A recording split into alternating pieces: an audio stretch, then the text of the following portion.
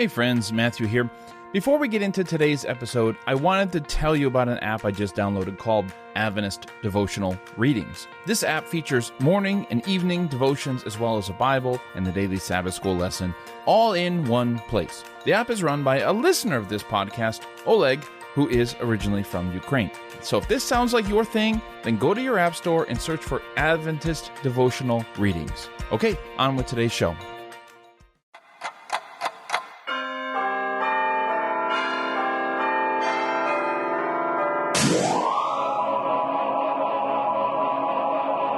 Today, October 22, is a very significant day in the history of our beginnings.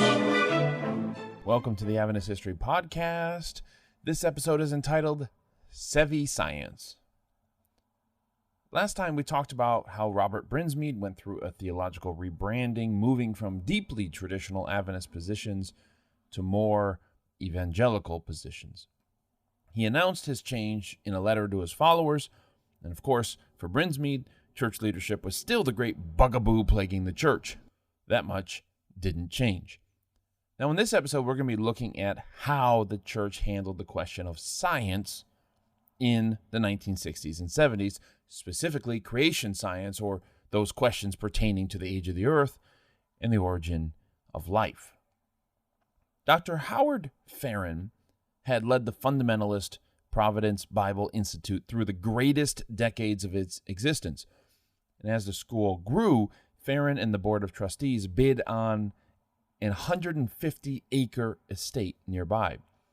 In 1950, Farren and the Providence Bible Institute had the bid against Brother Bartholomew, whose Brothers of the Sacred Heart had bid $300,000 for those 150 acres.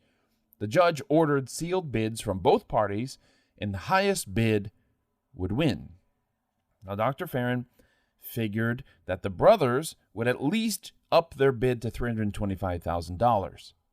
But the brothers, Dr. Farren realized, would also know that the Providence Bible Institute would also go to $325,000. And knowing that, the brothers would probably add another $5,000. But knowing that Dr. Farren would know that, the brothers would probably add another $1,000 on top of that, and that would bring the total to $331,000. Dr. Farren, knowing that the brothers knew that he knew that they knew that he knew that they knew, where were we again? Anyways, the point is that Farren added another dollar on top of that bid, and he won the bid that afternoon, and he won it by a grand total of $1. The new campus was dubbed Miracle Dollar Campus. Now, in 1962, Farren, now at the end of his 40 years as the head of the school, was reflective of his legacy and that of fundamentalists in general. In an address at Houghton College, Farren confessed that fundamentalists had failed in their fight against evolutionary science. Quote, "There developed, therefore, a bitter controversy between science and Christian belief, which wrought great havoc in the church. As I look back, I must confess that those of us who were reared in the fundamentalist tradition did not do a very good job in sincerely and courageously facing up to the scientific data, much of which we must accept today as verified data. By and large, my generation fought and lost many battles with science which not only brought us humiliation, but which have proved detrimental to our Christian testimony." End quote. Now, I covered some of these early fundamentalist battles with science during the 1920s in a trio of episodes entitled Price of Ellen White and Bacon, Shipley Scopes in Science, and finally, Marx, McCabe, and Maxwell. But I was curious to read why Farren believed that his side had lost this debate with the scientists back in the day. He offered several explanations. First, he says, quote, "We maintained an altogether too obscurantist attitude," end quote. An obscurantist is a person who intentionally doesn't tell the whole story, someone who deliberately leaves facts out. And so Farren admits part of our problem back then was that we weren't willing to deal in all the facts. Second, Farren admits that, quote, "Ofttimes we resorted to ridicule and unwise rebuttal," end quote. Well, that was true enough of fundamentalism, right? Mocking evolutionists was never a winning strategy. Third, he says, quote, We fought the battle on too narrow a strip. This was especially true with respect to creation. We grossly oversimplified this complex question so that it was reduced to an either-or matter of instantaneous creation or atheistic developmentalism. But what is even more regrettable is that we gave the impression that science was an enemy of the Christian faith and that we must do everything in our power to oppose this enemy. We should have honestly faced and discussed more courageously the real problems and difficulties which arise for our Christian faith in the findings of scientists in their various fields of research." End quote. Howard W. Farron was not giving up his views. He spent a large portion of his address praising the work of science-minded evangelicals who had published what he saw as valuable books against evolution. Farron recognized in those books a better spirit of trying to reconcile science and faith than that which had existed among Farron's fellow fundamentalists back in the day. Go ahead and just say that phrase about 50 times fast. Farron's fellow fundamentalists. Pulled it off on the first try. Just want to pat myself on the back there. The 1960s were an appropriate decade for such reflection. Henry Morris and John Whitcomb had published The Genesis Flood in 1961, selling hundreds of thousands of copies to evangelicals who were eager for scientific credibility. This was the decade of the space race, culminating in the United States putting humans on the moon. The public had an incredible appetite for science in the late 1950s and throughout the 1960s. Seventh-day Adventists were not to be left behind.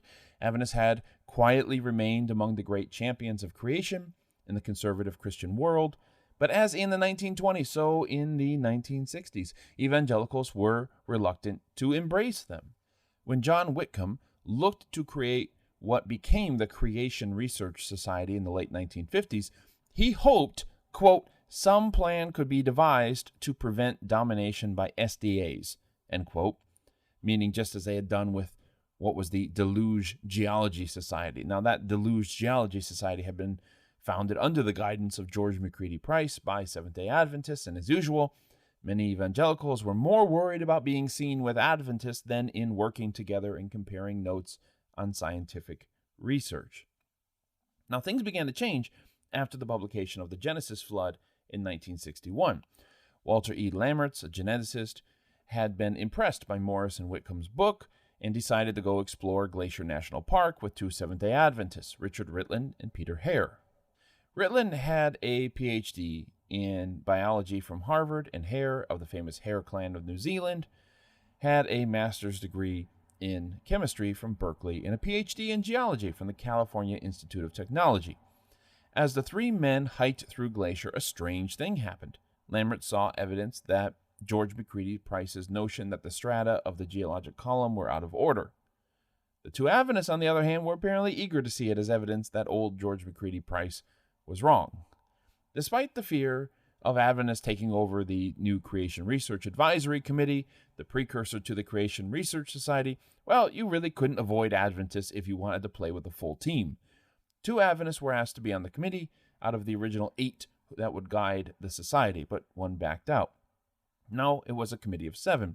And after asking several people who all turned it down, Lammerts turned again to the Adventist Richard Ritland, who likewise refused when he found out that the names of the founding members would be on the letterhead of the Society's publications. Ritland was apparently concerned that putting the names at the top of every page might suggest that the Society was leaning more on big names with big degrees than in doing science. But regardless, the committee and eventually the Society was formed, and creation science was attempting a comeback. George McCready Price hailed the Genesis Flood when it appeared in 1961 by calling it an answer to prayer. Price also hailed his protege, Frank Marsh, who had been the first Adventist to have joined Lammerts' Creation Research Advisory Committee. And in an interview with the Adventist magazine These Times, Frank Marsh answers an armload of questions about the current state of the evolution and creation controversy. Marsh explained that it's really a matter of which presuppositions you bring that determine how you view the facts. He says, we're all agreed on the facts, but how to interpret them, that's the trick. And so he added, quote, the most basic reason for my belief in special creation is that I believe the Bible is God's inspired word, end quote. In other words, if Marsh is right that all the scientific data is accepted by both evolutionists and creationists, then all that matters are your presuppositions. And if all that matters are your presuppositions, then why not be a Christian? Unlike Price and Harold W. Clark, Adventism's first two generations of amateur scientists, the church now had young people with PhDs from prestigious universities. But the science still came down the faith. Now, creationism was not something shared by most Christian groups, and I think this is important to understand. In 1963, some churches in Northern California were surveyed, and it revealed that only about a quarter of Catholics and Protestants opposed evolution. What percentage of these denominations believed in creationism? For the liberal Protestants, Methodists, Episcopalians, and the like, it was 11%. 11% of so-called liberal Protestants believed in creation. For moderate Protestants, meaning Presbyterians, Lutherans, and so on, it was 29%. For Adventists, 94% of members believed in creationism, and it soon became their aim to convince the rest. Around the same time the evangelicals were founding the Creation Research Advisory Committee, Adventists were founding the Geoscience Research Institute. You guys are not going to have mercy on me in this episode, are you? My goodness. The year was 1957, to be exact, and as scientific knowledge exploded and the public interest in science increased, it became clear that the church needed science teachers who were informed, who could answer increasingly difficult questions being put to them by their students, who were increasingly informed about these things. A gathering of Adventist science teachers in 1956 at Union College proved decisive in getting things rolling. So, Frank Marsh, at 58 years old, was sent to Michigan State University to audit some geology courses, while Peter Hare was sent to California Institute of Technology, and Richard Ritland would eventually join the team in 1960. The task before these three men were enormous. Marsh and Hare began their work, of course, with the study of Ellen White's writings. They took their first field trip in 1959 to study geological formations in New Mexico and Canada. The next year, they took a 3.5-week trip with a group of Adventist professors and teachers. The trio began to fracture, however, over how to interpret the data. Ritland and Hare realized that the Earth was far older than Adventists had claimed, while Frank Marsh pushed to hold the group to the writings of Ellen White, who had numerously written that the Earth was 6,000 years old, or about 6,000 years old. She had noted in the Great Controversy that, quote, for 6,000 years the Great Controversy has been in progress, end quote. More seriously, White had written, quote, infidel geologists claim that the world is much older than the Bible record makes it.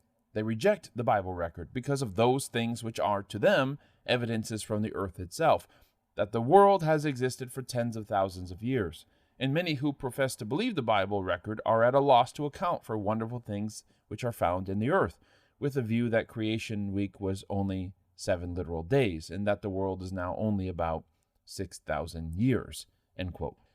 Ritland and Hare weren't arguing for evolution by saying that the earth was much older, just that, well, the earth was much older. But did this pit them against Ellen White? Was she inspired in saying that the earth was 6,000 years old, or was she merely reflecting that common knowledge of her day? If she could have seen what they have seen, might she have written something different? Were they the infidel geologists that she was warning about? These are not easy questions to sort through, nor were they confined to the field of earth science.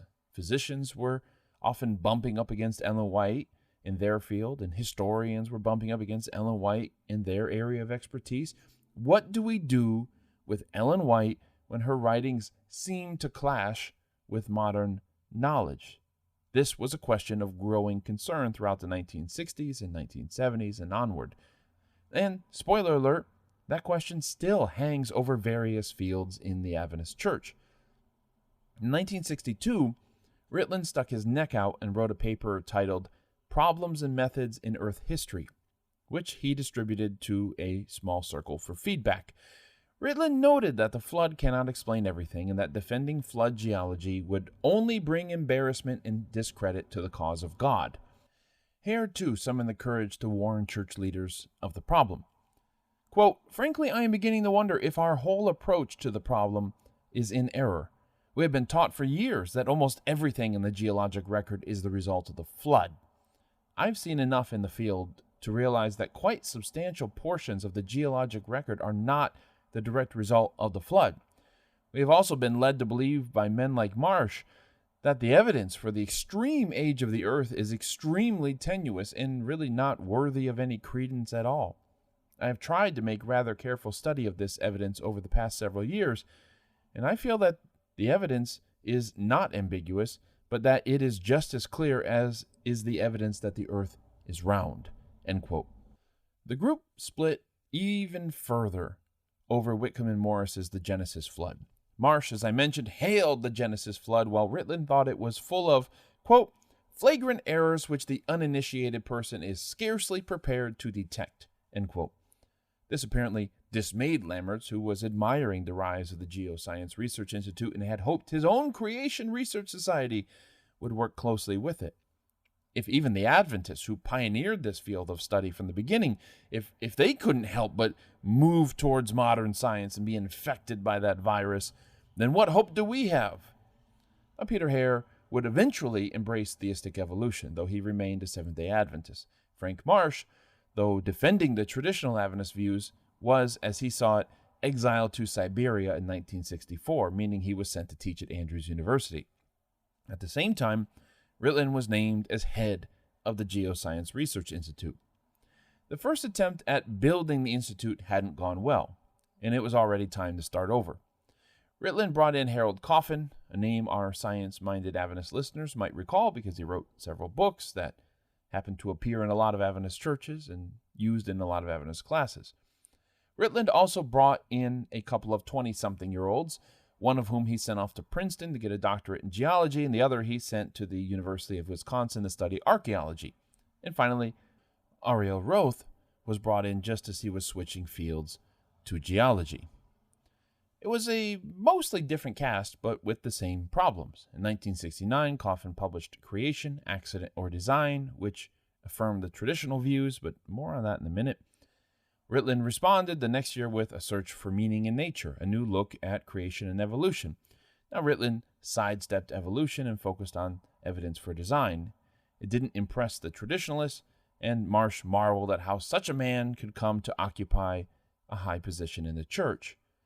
But the two books, about a year apart from each other, showed that, well, the Geoscience Research Institute leaders were not themselves unified on how to solve every question related to creation. Is the earth youngish, or old? Did the flood cause all of these geological features we have on the earth, or not? These are the things that they were discussing. These are the things that they differed on.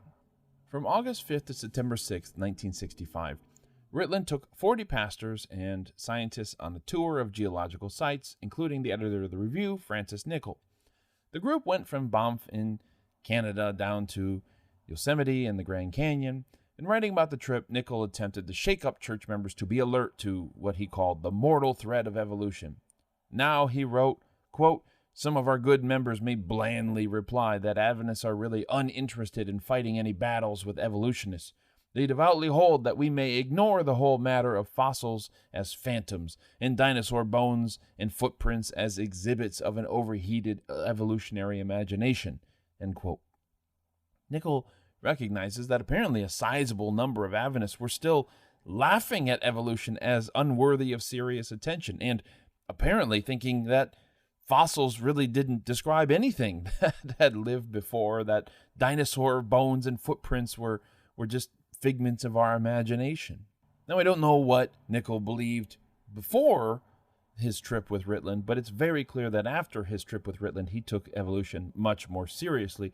It was something to be grappled with. It wasn't something to be laughed at.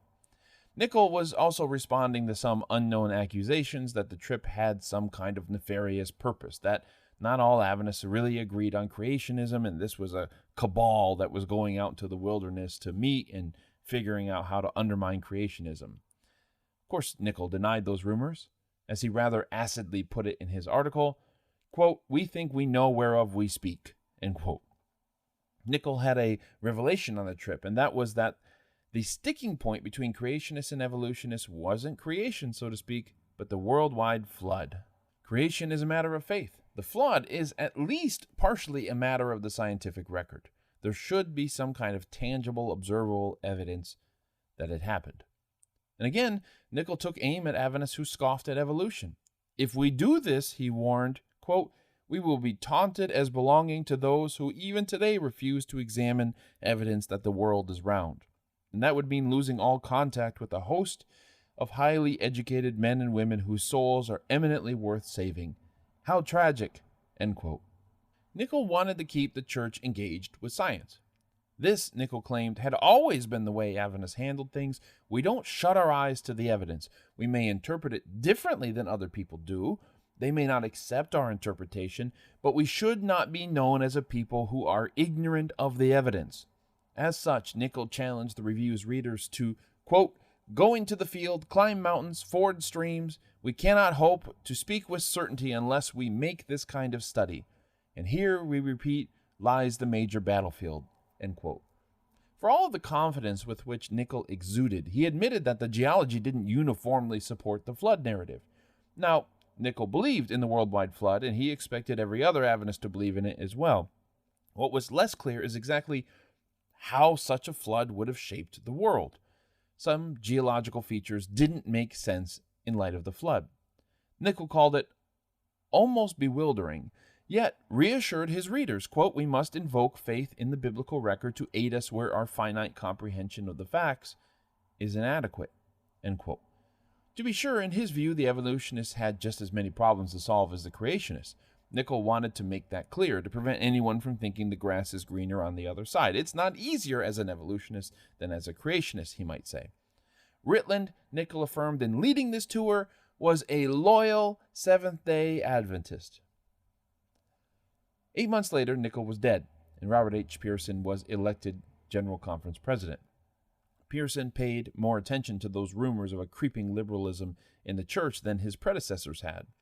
The Geoscience Research Institute became even more focused on apologetics, that is, defending the faith, than in necessarily conducting original research, as some had envisioned for the Institute at the beginning. The more open-minded Richard Hamill, who had been chair of the committee overseeing the GRI, the Geoscience Research Institute, was cut out. Hamill would eventually come to accept progressive creationism. Frank Marsh took the opportunity to write to the new president from his exile, complaining that Ritland was liberal and had led the GRI to become liberal as well. In Marsh's telling, when Richard Hamill had convened the meeting with Ritland, Marsh, and Hare back in 1961, Hamill had done so by saying, quote, we know that Mrs. White has made many statements about geology, but just for now, let's lay those aside and see what are the facts, end quote. Marsh labeled everyone at the GRI as liberals, even the ones who subsequently proved to be consistently conservative. And it wasn't so simple. Coffin's book, Creation, Accident, or Design, had initially been red flagged during the review process because he claimed that the Earth was a little more than 6,000 years old. Pierson fretted. Quote, I have an inborn fear that we are going to have some real trouble ahead as far as the subject of creationism is concerned, end quote. Pierson's fears are all the more remarkable when you consider that Coffin was a conservative who only wanted the Earth to be a little more than 6,000 years old. Pierson, therefore, went on a field trip with Ritland in 1968. They were part of a 17-car caravan journeying to Utah, Arizona, Wyoming. They stopped to visit Bryce Canyon, the Grand Canyon, Monument Valley, Dinosaur National Monument, and, of course, Yellowstone. The main feature in Yellowstone was the petrified forest, where you have layer after layer of petrified trees. Some of the trees in each layer were 500 years old by counting the rings on them, apparently. And the story, as most scientists told it, is that a forest grew for at least 500 years, was buried by volcanic ash, and petrified. This would eventually turn to soil, and other forests would grow on top of it. And the whole process would therefore have to take tens of thousands of years. Now, there are creationist explanations for this phenomenon, namely that these trees didn't grow in these sequential layers, but that they were all deposited at once in these different layers, only giving the appearance that they were built on top of each other. Pierson could admit the challenge that such features in geology presented. And he said, quote, "It is not easy to fit all archaeological and geological data into a time span of approximately 6,000 years. There are likewise problems in accommodating data provided by chemical and radioactive dating techniques to an approximate 6,000-year duration of life on this planet." End quote. Still, Pearson was adamant that the church was absolutely not going back on the Bible or on Ellen White. About 6,000 years, it was. In his report of the trip in the review, Pearson likewise affirmed that the scientists were loyal Seventh-day Adventists who believed in Ellen White and the soon second coming of Jesus. It's a little disconcerting when you read these reports, I'm just going to tell you, and you find that somebody, whoever's writing it, always has to affirm that those scientists who were part of the tour were loyal, as if there's like a default doubt in the minds of readers that if they're in science, they're suspect, and so we need to make sure our readers know that these are good scientists, not those Trojan horse evolutionary scientists. Like Nickel, Pearson also cautioned his readers. He said that, quote, "It is easy to ridicule what we do not understand, and a little knowledge can prove most dangerous," end quote. And like Nickel, Pearson reminded his readers that conservative creationists weren't the only ones with problems. And also like Nickel, Pearson preached that all of this ultimately comes down to faith. Pearson had managed to have some fun on the trip, joking that they were running around with dinosaur nets trying to bring back a live specimen. But whatever his public display of confidence, some of the presentations by Adventist scientists on the trip bothered him. Dr. Eric Magnuson rather bluntly said that the Earth had to be several millions of years old, and there was a debate over how to interpret the petrified forests at Yellowstone. In his article, Pearson dwelled on how the trip deepened his faith. What he didn't say is that the division of Adventist scientists over how to interpret the science deeply shook him. Now, Pearson took on an uncompromising tone in his article, quoting Ellen White to the effect that it is not our job to bring theology in line of science, it is our job to bring science in harmony with the Bible. Pearson understood that this would make Adventists seem strange to virtually everybody else, and to that end, he quoted a Jesuit who had reviewed the Seventh-day Adventist Bible commentary and who had noted that only Adventists take Genesis 1 to 11 literally, which isn't quite true. But anyways, this didn't trouble Pearson. Adventists were called to be a peculiar people. So what if we stand alone? Who cares? That's the job that we all signed up for. The Adventist archaeologist Siegfried Horn privately wrote that this article seemed like the beginning of a witch hunt. Pearson had publicly called Ritland loyal, but behind the scenes he had his doubts about Adventist intellectuals like Ritland. Pearson saw a conflict with Adventist intellectuals as inevitable, which doesn't require any special prophetic gifts when you're also the one plotting such a conflict. After Pearson returned from his trip west, Sakai Kubo, an Adventist professor who had finished his PhD in New Testament studies at the University of Chicago, was moved to the school library, effectively sidelining him. Kubo would spend a decade as a librarian in limbo before he could join a theology department again. In the years ahead, several others would meet similar fates. Moves like this had a chilling effect on others, of course. Students knew that they only had to accuse their professors of liberalism, and there would be, a decent chance for trouble to come.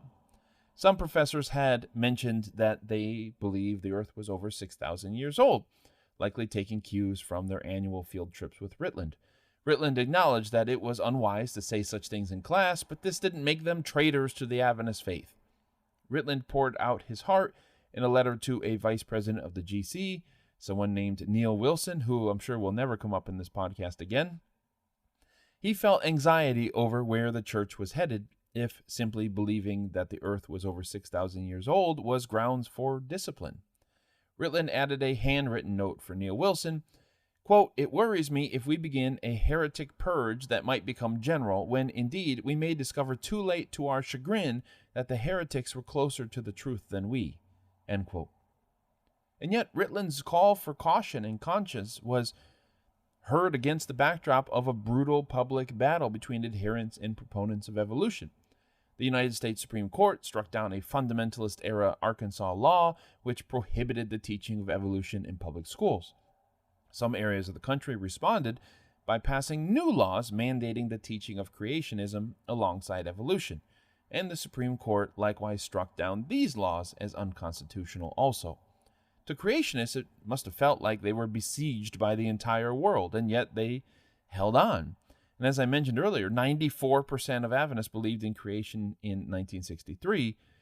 The question was asked again in a wider poll in 1980, and it was learned that 94% of Adventist believers believed in a recent creation. Adventists weren't budging.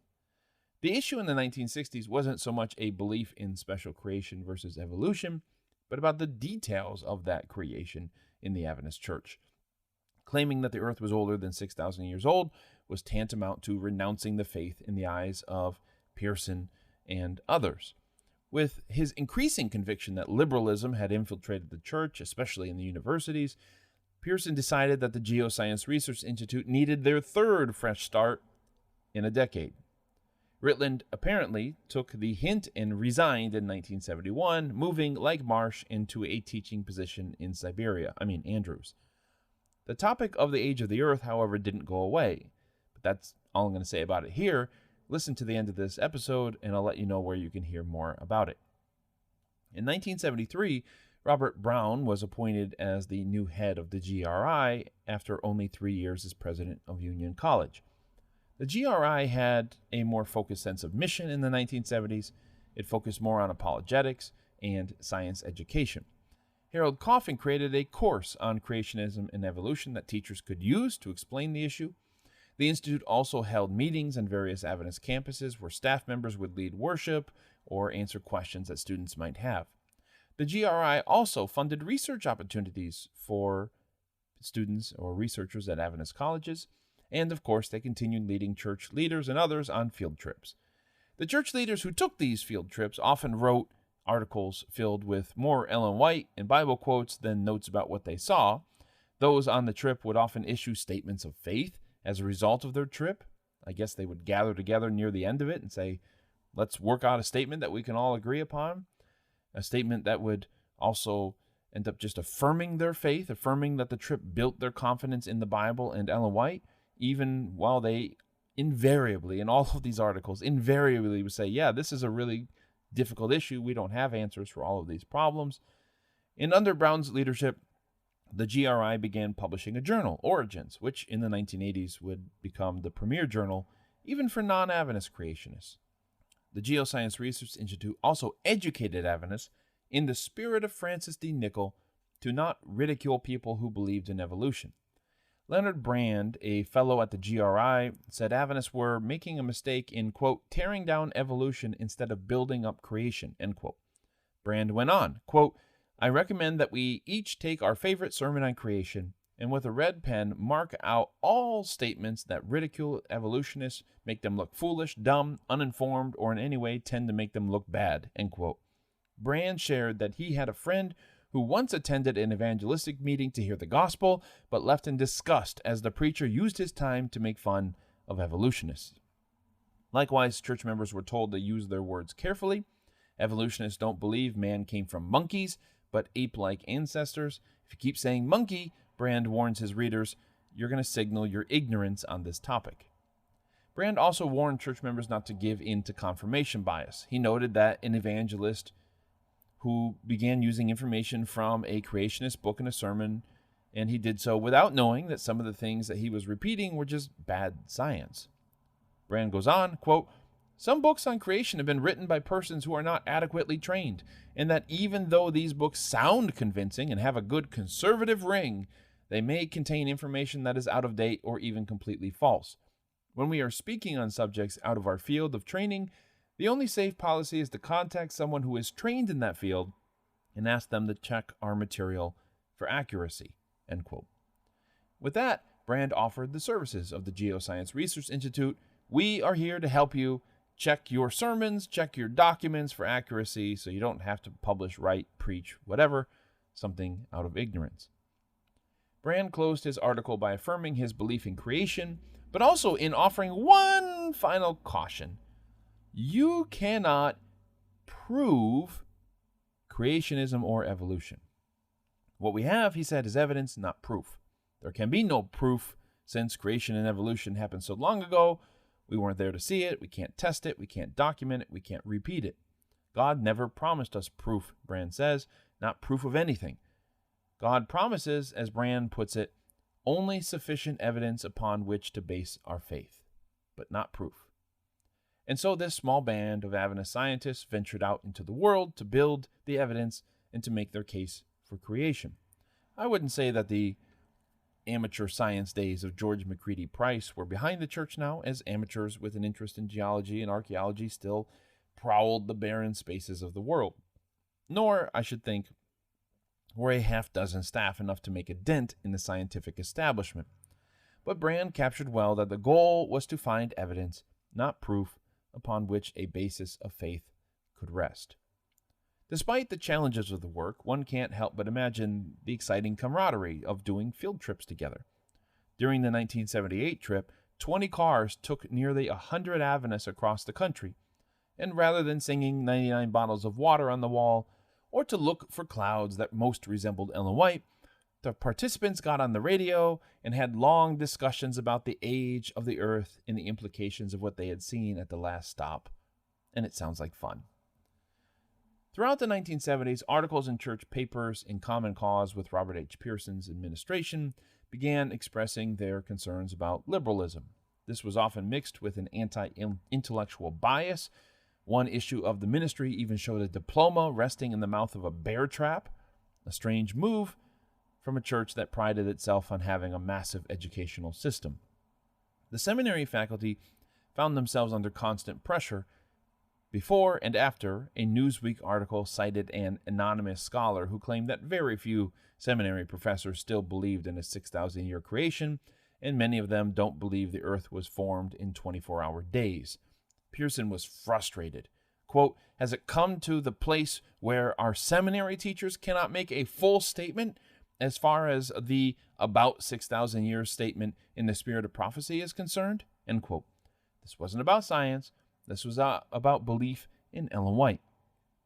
The seminary faculty wrote a statement to defend themselves, but Pearson nixed the idea of publishing it. Instead, Pearson picked up his pen to affirm in print that the earth was 6,000 years old. Quote, "This is the stand the denomination has taken, and as far as I know, has not changed." End quote. Nichols' successor at the Review, Kenneth Wood, himself wrote in defense of the traditional chronology of the church. But even he rejected one of Pearson's articles, which, in his view, claimed too much. Pearson had evidently written that the purpose of the three angels' message was to counteract evolution, which isn't far removed from what the current Sabbath school lesson has been saying. The 1970s revealed that it was impossible to prevent Adventists from coming to their own conclusions about the origins of life. Spectrum magazine had been born in 1969 and offered Adventists a place to publish their views outside of Kenneth Wood's domain. Other Adventist magazines or journals had been started before Spectrum, of course, but Spectrum found success where the others hadn't. So while church administrators returned from field trips admitting that, yes, there were vague problems for young earth creationism, writers in Spectrum had no problem spelling out what those problems were.